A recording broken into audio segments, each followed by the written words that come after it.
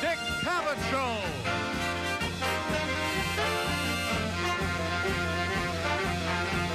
Tonight with special guests, George Harrison and Ravi Shankar.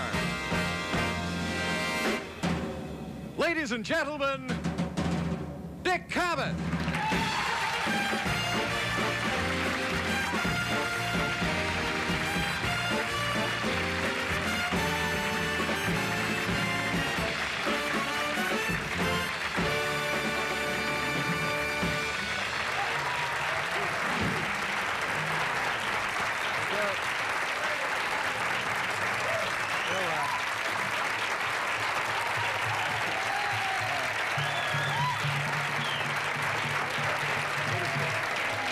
Please, I know you're excited. Of course, I can't appreciate it. I see myself every day. Listen, I want to test you. I was trying to look to see what the audience actually looks like, because there's a lot of excitement about tonight's show, and a lot of people wanted to be here, especially tonight. And I'm interested in what kind of audience we get from night to night. And I have a little test I'm going to give you to see, how much you know. If the crowds actually reflect the kind of show we're doing. Because when we do sports, like I did the other night, we'll get a whole audience of people who like to watch or participate in sports. Like you killed the joke. Or like when we had Mandy Rice Davies one night. A lot of people were here who like to watch or participate in sports, I suppose. I don't know. Anyway, we have a lot of... It depends on what you have on stage. And there's a certain air about tonight's show. There's a certain excitement in the air, which is natural. I mean, just the mention of the names of these two giants, Noel Harrison and Albert Shankar, is enough to... That's wrong? No, let me ask you just a general musical knowledge test to see if the people who would come tonight to see George Harrison and Ravi Shankar have a general background in this area. This is an easy question that Miss... what's our research lady's name again? Miss Biesmeyer put in, yeah. Ringo Starr's real name, everyone knows that. Richard Starr. What? Who can name 4 girls' names made popular in Beatles songs? Michelle? Lucy? What was the other one? Eleanor Rigby. One more. No, you got that already. We have it. I have 2 Lucys already. No, Michelle, we have it. That's 3. Martha? Now, you know what the one is that you left out? Penny Lane. This is Miss Biesmeyer's idea of a joke. By the way, I asked, does anyone know who's associated with the famous song Abba Dabba Honeymoon? The Andrews Sisters. No. It's Debbie Reynolds. Isn't that amazing? Here's a multiple choice question. Zimmerman is the real last name of Ethel Merman, Bob Dylan, or Ravi Shankar. Everyone knows that. Which of the following does not have anything to do with music? Monteverdi, Montevani, Montenegro, Montezuoli. These are easy. Wait a minute, this is a good one. Which of the following is not? You may not know this. If you put your hand up if you know the answer to this. Which of the following is not a world-famous opera singer? Belle Silverman, Pinky Perlmutter, David Barnheiser. How many? Which one is not? You're not, yes. David Barnheiser. Yes, that's the made-up name. Barnheiser's a made-up name. Belle Silverman is Beverly Sills, and Pinky Perlmutter is Jan Pierce. I didn't realize that. My staff thinks I would know nothing about music because I come from a farm state. They figure there, if you want to hear music, you back a car slowly over a pig or something. Eastern snobs that they are. I don't know if this can be done. This is for Rosengarten. I'm going to dictate the opening phrases of a song, and you tell me what it is. Now, no help from the band. Why should tonight be any different? If anyone in the audience can get this, fine. All the notes are in the same octave. Key of C, common time, E quarter note, E dotted eighth, E 16th, F dotted eighth, E 16th, D dotted eighth, C 16th, bar, E whole note. One note samba. No. Can anyone do that, actually? One more time. Does anyone know from that what it was? Say it again. Huh? E what? Common time, key of C, E quarter note, Yeah. E dotted eighth, Yeah. E 16th, F dotted eighth, F. yep, E 16th, D dotted eighth, C 16th, bar, E whole note. That's it. Raindrop. How did you do that? It's See? That's not what I said? Well, don't queer the game for us. Yeah, that is what I said. You didn't dictate it right. Nothing personal. Well, I don't even write this. Oh. Am I been on here too long? Oh, I have. Okay. Let's take one last question then. I didn't know that could be done. Which of the following is not true of Ravi Shankar? A, he started his career as a dancer. B, he made a record with Yehudi Menuhin. D, he appeared at the C, he appeared at the Monterey Pop Festival. Or D, he played semi-professional baseball in 1948. There is only one of those that isn't true. Do you know that? Yeah. How many have known the answer to everything so far? Anyone? Ever so often there. The man there. Or the lady? Oh, yes. People don't like people like you who know everything. We will be back with my guests and everyone else shortly after this message. The next 30 seconds are brought to you by the Bull of a Watch Company, and we'll be back. Stay with us.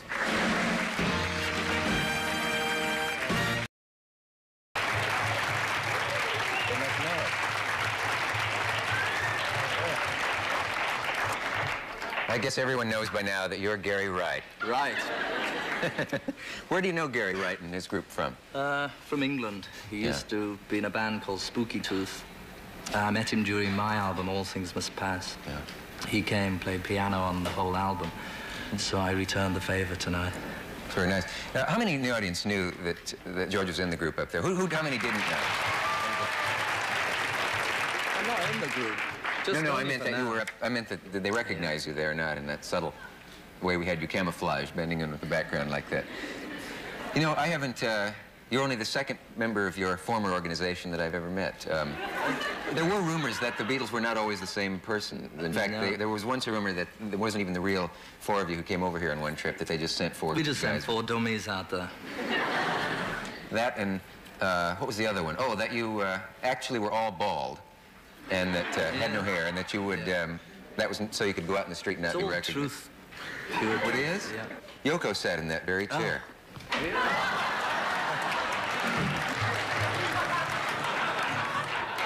Well, I bet many people have sat in this. Well, a lot chair. of people have sat in it, but I was just I thinking... saw the show. It was very nice. Oh, did you see that? Yeah. Yeah. There was one thing they forgot to plug, so I thought I'd plug it for them, and that's their new Christmas record. We wish you Merry Christmas. War is over. Get yours now. Thank you. Is there such a record? Yes, he made it after he was on the show, so he didn't get a chance to talk about it.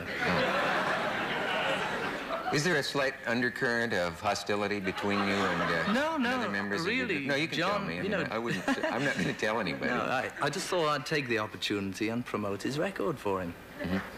War is over if you want it. Happy Christmas. Yeah. Apple Records. Well, are you in any sense in contact with each other? I mean... Yeah, I saw him last night, actually, at the premiere of Raga, which is what we should talk about, maybe. Okay. But I mean, what did you say? I said, hi, hello. And Do you he have said, writers who think of these things, or do you just have them ready and you can just snap them right out like that? We have writers home. And Rooms full of them. What did he come back with right away? With, hi. Yeah?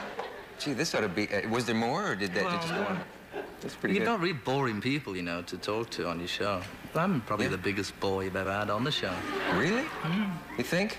Yeah. Well, I'll be the judge of that. Listen, I'll tell you. Well, I don't really, you know, they asked me, do you want to come on the Dick Cavett show? And I said, yeah, I got nothing to talk about, really. Yeah. They said, well, think of something, you know, anything. So I thought, okay, we'll go and talk about Raga, which is... Film. You mean that's it? When we're done talking about that, then... Then I go, yeah. You don't like to talk, then? Well, not really. Sometimes if there's something to say, but there's really nothing to say these days. You know, I have that feeling, too. People think that I must love to talk and that I would love to go to parties and yak my head off. And I could go for months without talking. Well, you talk every night, and you... I know, and I've never liked it. I mean, I don't crave conversation. I could sit in an empty room for days and days. I'd have to leave occasionally, but not to talk. I mean, in other words, I don't have a terrific appetite for talking. The reason I'm rattling on like this is that you've just frightened me by telling me that you don't like to talk. And I figure I may have to... Will I have to fill, then, this last hour of You the just show? talk and I'll watch. Okay, well, we will... Let's talk about the film. And then... well, before we get to that, though, since we may run out... Let's get to something else. When you... If you and John and Yoko do meet, though, you're not really No. gritting your teeth. No, we're good friends. Yeah. Well, all of that about her being the problem with the group, is that slightly silly that one woman could be so much of a problem? No, the group had problems long before Yoko came along. Many problems, folks. Can you remember who was the first to say, you know, I bet we'll break up one day, that this won't go on, that this is sort of a dream, that we can't all stick together? I don't really remember anything about the Beatle days. It seems like a sort of, you know, previous incarnation when I think about it. And a long time ago, like another life? Yeah. Yeah. Do you regret any of it? No. Don't regret really anything, you know? I mean, that's what happened, and it was good, you know, it was good, but it was also good to carry on, do something else. In fact, it was a relief. Sometimes they say you were... I mean, some people can't understand that, you know, because Beatles was such a big deal. They can't understand why we should actually enjoy splitting up. But there's a time, you know, there's a time when people grow up and they leave home or whatever they do, and they go for a change, you know, and it was really time for change. Do you think you might have been the most anxious of the four to get out? I get that impression from reading about it. Maybe, yeah. Yeah. I wonder it was why. very, well, because over the years, you know, I had such a lot of songs mounting up that I really wanted to do, but I only got my quota of 1 or 2 tunes per album. And that way I would have had to record about 100 Beatle albums just to get out the tunes I had in 1965. Were you held down by the other fellas? Well, very subtly, yes. Yeah? How would they not do really, it? I mean, they didn't strap me down or anything like that. Yeah. But, no, it was just the way things happened, you know. It started off, I didn't write, they wrote, then I started to write, and it was sort of trying to push in a bit. You don't actually read or write music, do you? No. Well, then when you say write... Well, write. If you have a tune that hits you, how do you get it down?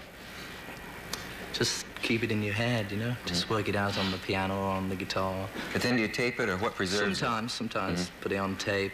But usually you can remember it in your head. If you don't, I mean, I write the words down and remember the tune in my head. Yeah. Do you wish you'd studied composition and all of that? You don't need it. Well, maybe it would help somewhere. I probably wouldn't have to pay a copyist. Yeah. But you don't miss it. I mean, you can... No. It would just help. Maybe because might it's save not time, really sort of music, you know. Yeah. It's like, I mean, there's a difference between people who write music and classical things and big arrangements to the sort of thing I do. It's just really, it's very simple. And the other guys, most of the melodies were John's or Paul's that were done done on the album. That was funny when John was on. Every time we had a commercial break and then it came back part 20 and they keep playing Paul's songs. Just put our guests at ease, I guess, is what we do. But they always talk about you as the real musician of the group, and if you haven't studied music, what do they mean by that? That you're more serious about it? You've seen that, though, haven't you? That they it's probably because I didn't smile so much. To be a real musician, you have to be sour, I suppose. Yeah. It's kind of... There was also the theory that you attracted more girls by being the quiet one, in the same sense that a guy at a party who sits in the corner will have the girl come over and say, "Oh, what's the matter?" It's just... this was not a calculated dirty rumor. Philosophy on your part. Was it? Just a rumor, yeah. Yeah. I think Paul used to get them all with his, you know.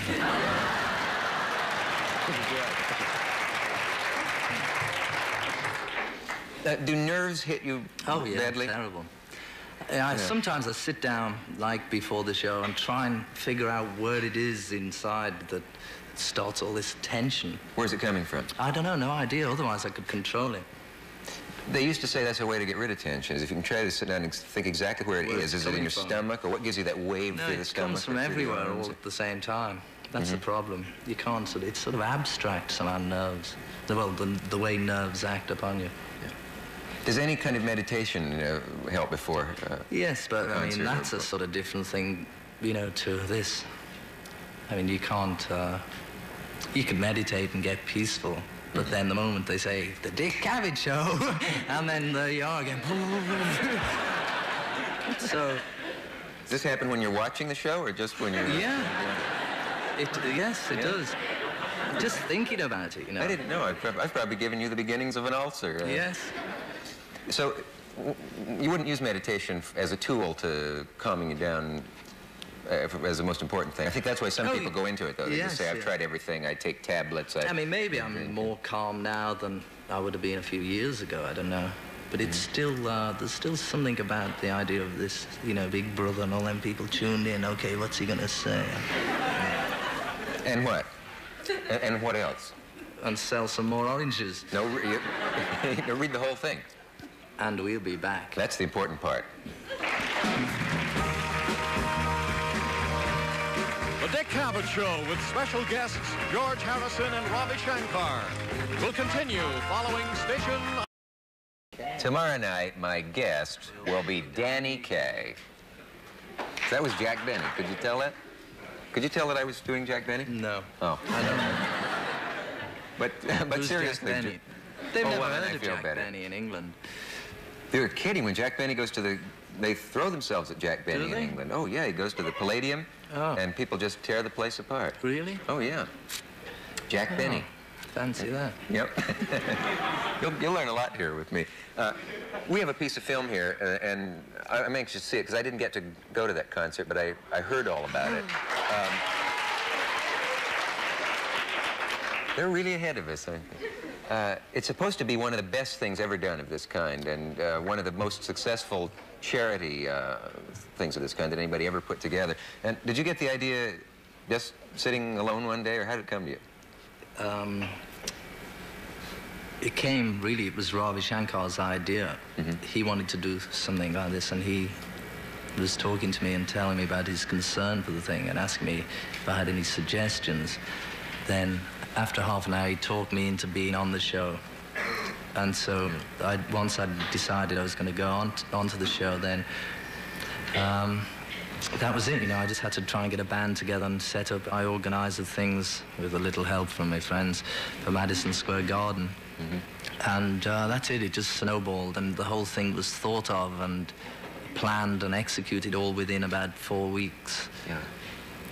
And it raised an enormous amount of money. And now, the thing that always bothered me was, how do you know that the victims of the problems in India and in Pakistan will get the money that you raise at a thing like that? Where does it go? Once it goes into the Madison Square Garden box office, then how does it get to the people that you see starving? Well, there was, because this concert was done with such short time for preparation, also because so many of these concerts were rip-offs, we wanted to ensure that we could do the concert and nobody would think that we were keeping the money ourselves. So there was such a short time. There was only like 3 weeks by the time we'd more or less decided the concert was going on, and then we had the date set for Madison Square Garden, which was like the only available day that we had there.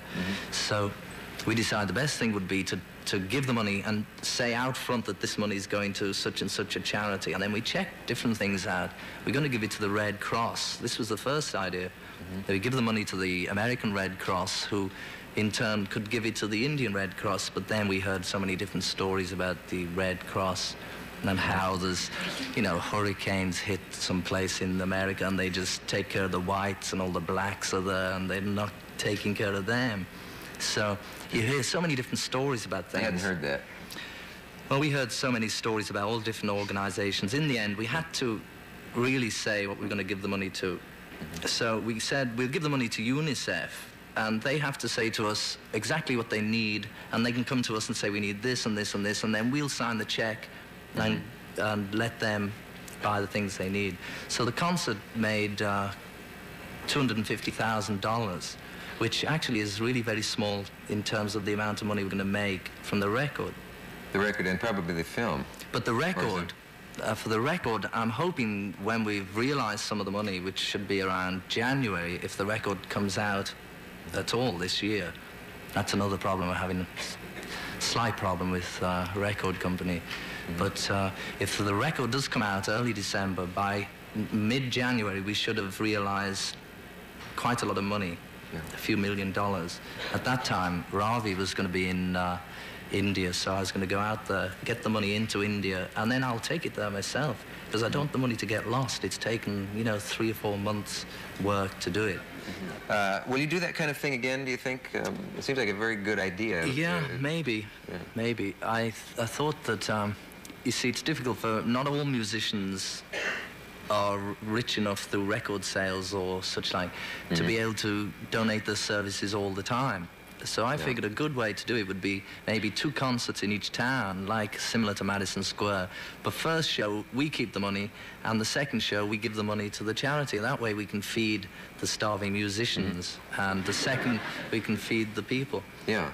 I think that they sounds fair. criticize rock groups for being over-commercialized on the one hand, and yet the members of them are supposedly socially conscious on the other hand. So it seems like this is a wonderful way of combining those two things. If you can draw a lot of money, ridiculous sums by the average person's reckoning, then why not do it this way? There must be loophole. There must be other problems. Is the government suspicious of anything that is passed off? I don't think so. Because you say there have been rip-off concerts. Yeah.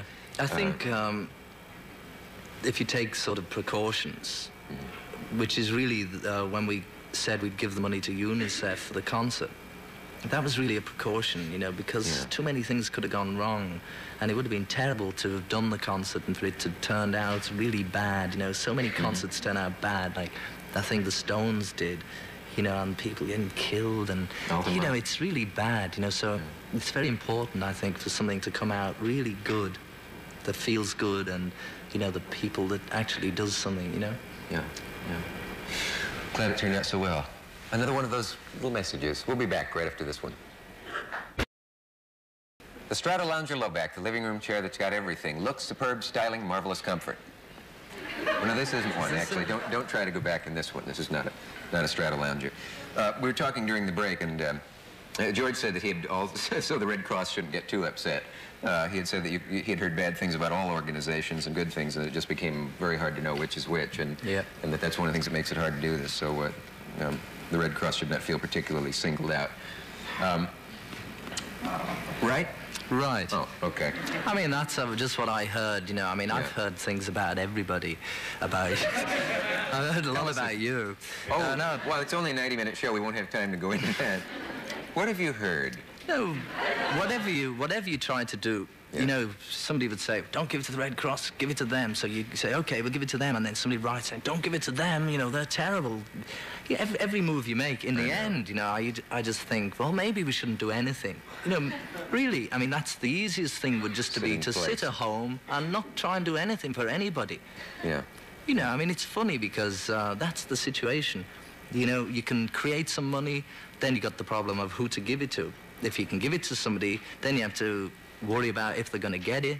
And like, it's the same with the record, you know, all these musicians came, some of them flew thousands of miles, didn't get paid for anything.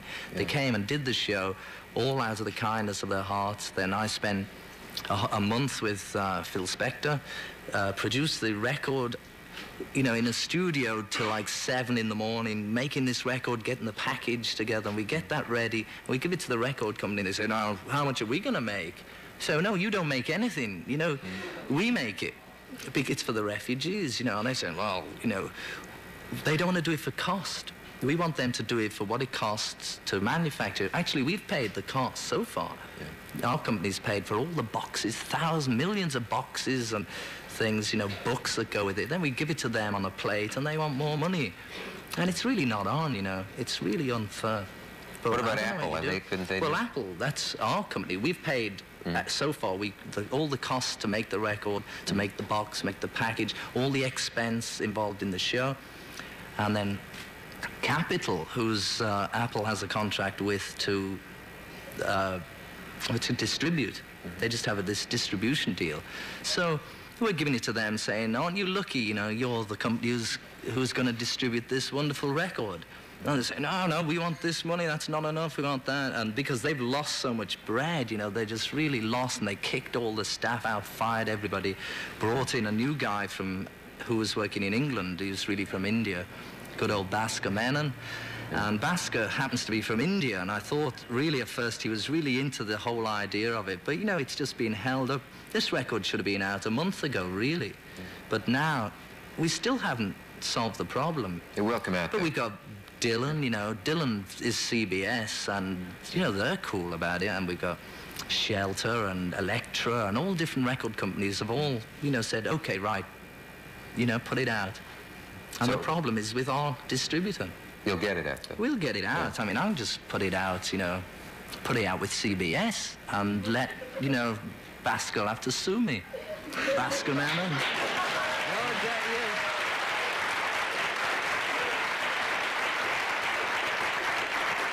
We're going to play the Sue Me, Sue You That's right, blues. Basco. Sue him. Sue me, Basco. Let me ask you, this tremendous... George, television in America isn't as mature as it is in England. No, it's You can't very say good in certain England, things. yeah. I can't but, watch TV in America, to tell you the truth. It's such a load of rubbish. Really?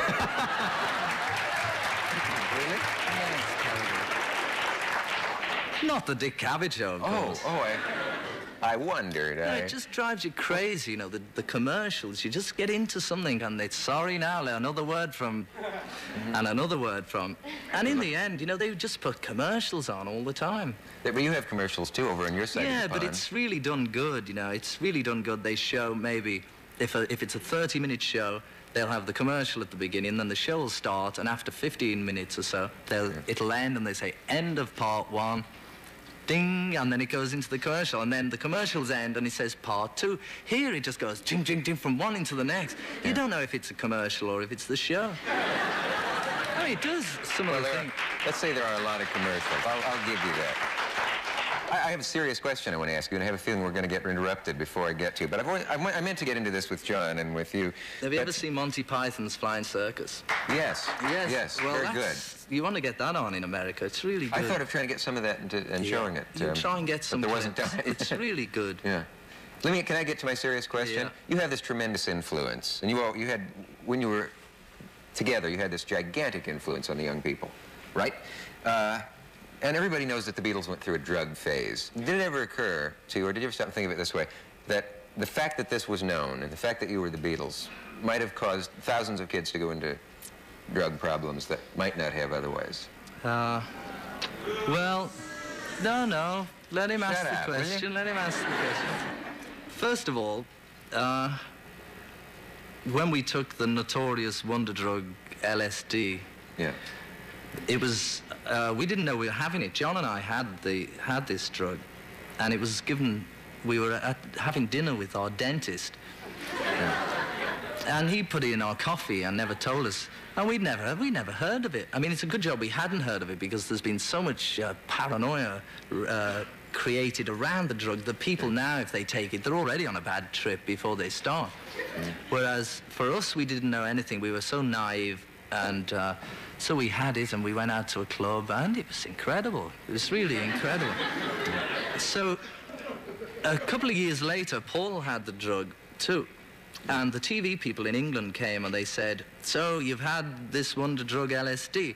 And he was saying, oh, look, it's, you know, the question you asked me about the responsibility for everybody else. Paul said to the TV people, look, I'm not saying if I had the drug, it's you. If you're going to ask me if I've had it, I'm going to say yes, because I've had it. I'm not going to lie. Yeah. So he said, they said, well, have you had LSD? And before they asked, he said, it's your responsibility, because if you're going to ask me and I'm going to say yes, and you're going to put it on the TV saying, yes, we've had LSD. So really, it was their fault. So they asked the question, Paul said yes, and then they put it on and said, oh, they've had LSD, and then the world goes crazy. Yeah. I just wondered if if you have to stop and think about, you use the word responsibility, which is, always sounds so hokey when your school teacher says you have a tremendous responsibility. But did you ever take that kind of thing seriously and think, we got to watch ourselves, because if we do this, other people will do that? Yeah, we always had to watch ourselves. Yeah. Because if we weren't watching ourselves, there was somebody else out there who was. Yeah. And there was always reporters who'd follow us around on tour and always try breaking into our room, catching us doing something. Yeah. Something maybe that we shouldn't have been doing. And the whole thing is that people want other people to do nasty things because they feed off it. And then they write, they're doing nasty things. It's like in a newspaper in England. I met David Frost the other day. Can I say David Frost, or do you bleep it out? Once.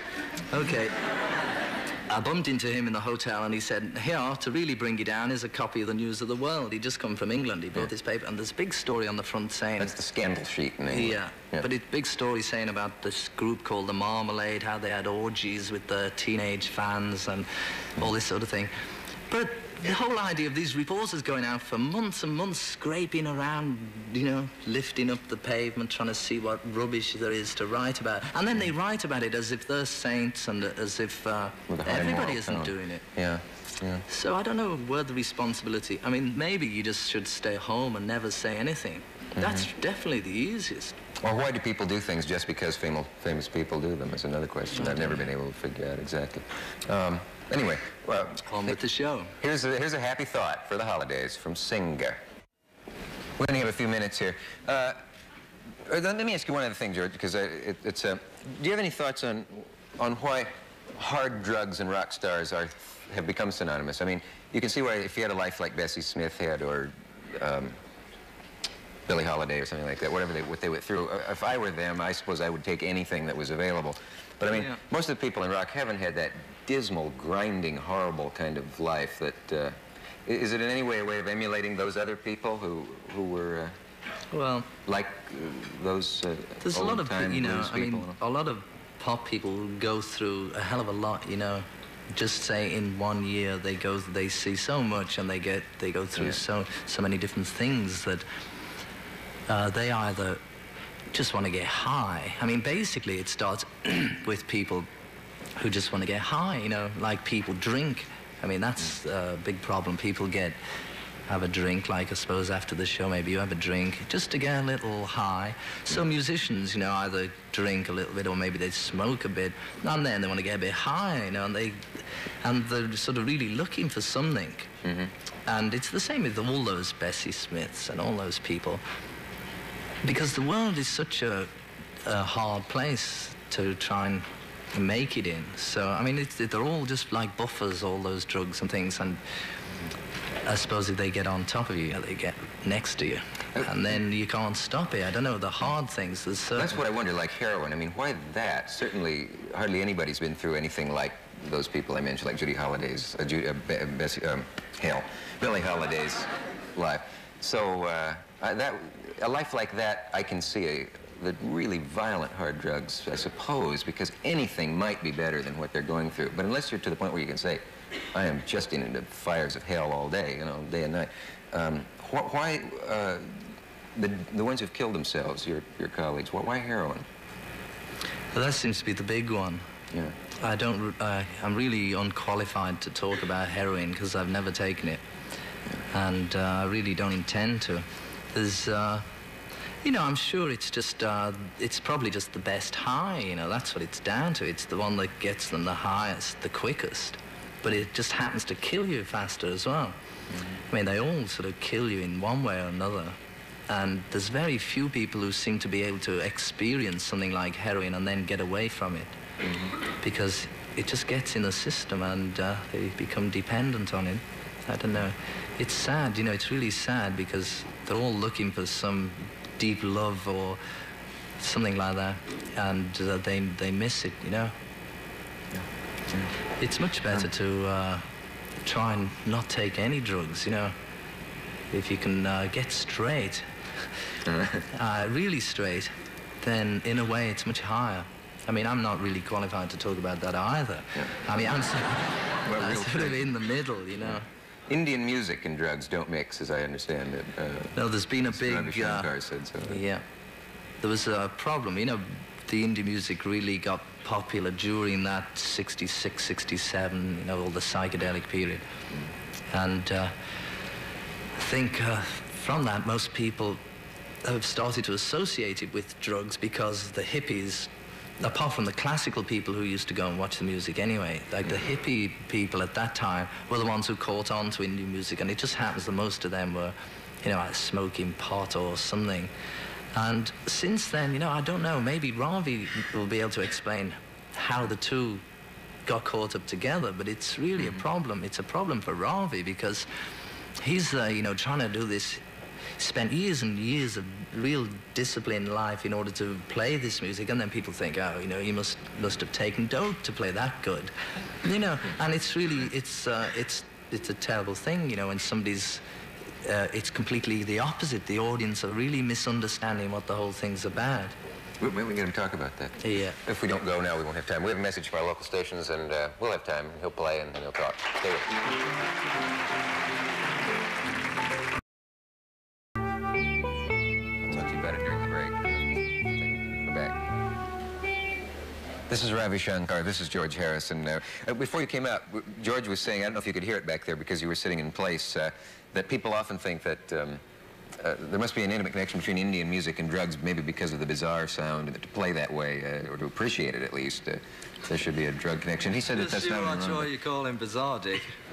Yes, I object to that word bizarre. Oh, not, I meant B-A-Z-A-A-R, the other, no, wait a minute, there's no way I can get out of this. To Western ears, the unusual sound might suggest some sort of chemical intoxication. No, I don't think it doesn't suggest anything. It has been somehow established from the very beginning, and I'm not blaming George, but you know, somehow because of him, the sitar became really popular among the young people and among many rock groups, and it was because of the association of those rock groups. You see, the kids took it for granted from the very beginning that, you know, it's something like rock music. Yeah. See? And then there happened to be people like Timothy Leary and Allen Ginsberg, you know, who somehow also established that Indian music is associated with drugs and things like that. So it all connected, and that's how it came. That's why you see in some of these films, when they show any scene with an orgy or some, you know, pot party, you hear this bizarre sound of sitar, which is bizarre because to the Western ear. Yeah, but that's really bizarre because the sound you hear is not the real sound of sitar. It's somehow, you know, played badly, some low string sitar played electronically. Yeah. Yes. But I think you'd have to be you'd have to have an unusually clear mind to be able to do the 17 parts of the instrument that have to be, you have to be thinking about all at once. That's true. You see, that's why I request my listeners to be in a clear mind, because I like to put them, you know, make them high. Yourself? With music. Yes. Yeah. And I feel rather cheated when they're already high. What goes on at these raga classes of yours? Well, you see, actually our music is taught from person to person, like from the guru teaches his disciple. It's a very personal thing. It's like... Is it shishya, or what is the word for the student? Shishya. Shishya. Okay. That's the Sanskrit. There's the guru and the shishya. Right. Okay. My God, you know that. Well, 2 words is pretty going fast. So you see, that's the personal. But we are trying to also establish these classes and taught as much as possible in the modern manner. But it was an actual guru only had one shishya probably at one time. Can you work with several at once because of the shortage of gurus? Well, it can happen, but it's best when it is more personal, you know. Yeah. And it is very difficult to... It depends upon this shishya also, how serious he is, and whether he's learning it for just, you know, not really very seriously. Yeah. But we have a piece of film that has taken at one of the classes, and let's take a look at that, and then that'll give us a better idea of what was on there.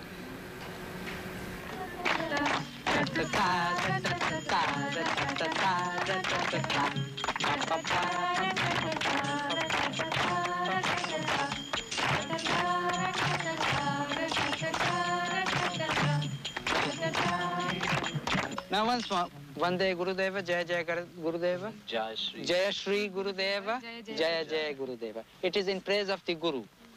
Vande means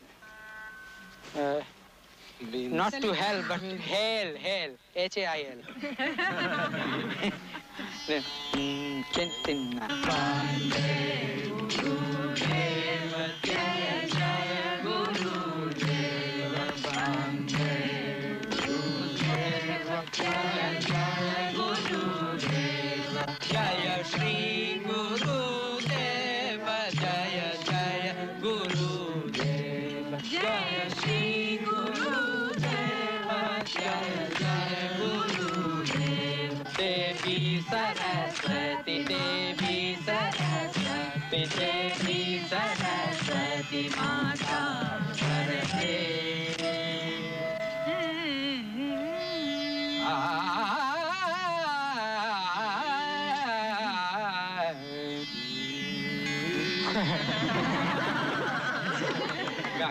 Nirega papa gare, nirega papa gare, nirega pa nirani, nirega pa nirani, nirega pa nirani, rani pa gare ni pa, rani pa gare ni pa, nirega pa re, nirega pa re. Ta ta ta, pa ta ta ting, ta ta ta. 1 2 3, 1 2 1 2 3, 1 2 1 2 1 2.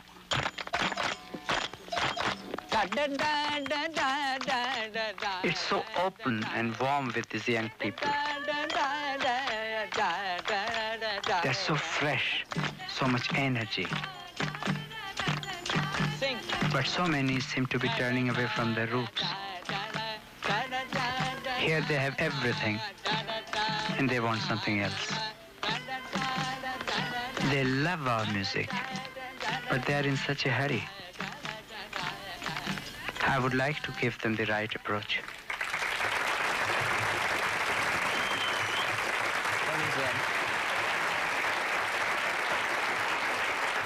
The second the film came on, Mr. Shankar said that's wrong. What did you mean? No, this was not actually class. This was George was also there in ASLN Foundation, you know, big sir. That was obviously not you with the students. Sort of a semi-class, but not actually a class of sitar. Yes. I should have mentioned that we got that piece of film from a long film called Raga, which does show you working with students. And George said it was really interesting to see the several sitarists trying to play the same piece, Yes. same passage, I suppose, over. Is Raga around now where anybody can see it? Yes, it's just it has been released today. World I think premiere. as we sit here, in fact, today. Yes. It came, yeah. Are you performing in the U.S. now, as well as teaching? I have a few sitar concertos with the symphony orchestra. The next one is in Detroit, which will be on the 3rd, and one in Kalamazoo on the 7th. On Friday, Carnegie Hall. And Friday, I'm performing this Friday in Carnegie Hall. That is sitar recital. How do we get George to perform again someday? How do you mean? He will. Perform what? Well, I mean, no, he's not done it. There's no time to Perform You'll be what? appearing in public. Perform the act of music. Oh, well, that's easy, you know. Yeah. When you get everything arranged, would you ever consider... If I ever get a minute free, I may just do that. I'm Well, too busy working. Yeah. Really? What's keeping you too busy? All this editing films and, you know, just since June, I've had really very little time. So we did that concert, then we did the mixing of the record, then we did the film, editing the film, and that's still going on now. Like this morning I was down there, just stuck in a room looking at bits of footage. Everybody ends up editing film. Whatever else they started out as, they all end up editing film. Yes. Have you noticed that? One of those conversation stoppers. No, I haven't. But every time I call on someone, they're busy editing film. Yes. Gee, we didn't have time to see the Indian dance clip, which I wish we had seen. Come back sometime, and we'll take a look at that and talk about that some more. Does it ever bother you that the sitar, which is sort of, in a sense, sacred instrument, is carted around and appears in all sorts of commercial concerts? It can, but sitar mainly is a classical instrument, just like the place of violin in the Western classical music. But it can be used for, you know, it's played in semi-classical music as well as pop music in India, which is the film music. But it would be bad taste, say, to play Turkey in the Straw on a sitar, I suppose. So, I saw you carrying it down the stairs, and you were carrying it so carefully. Do you live constantly in the fear of the terrible sound of a sitar dropping down a flight of stairs? Yes, I have to carry it all the time like a baby. I have to buy a ticket all the time on the plane. And You do? You carry it in the seat beside you on the Yes, plane? And always. With a safety belt on it? And always I'm by the hostess, they always ask what it is, so I always tell them it's a dead body, so they keep away. We have a message. We'll be back.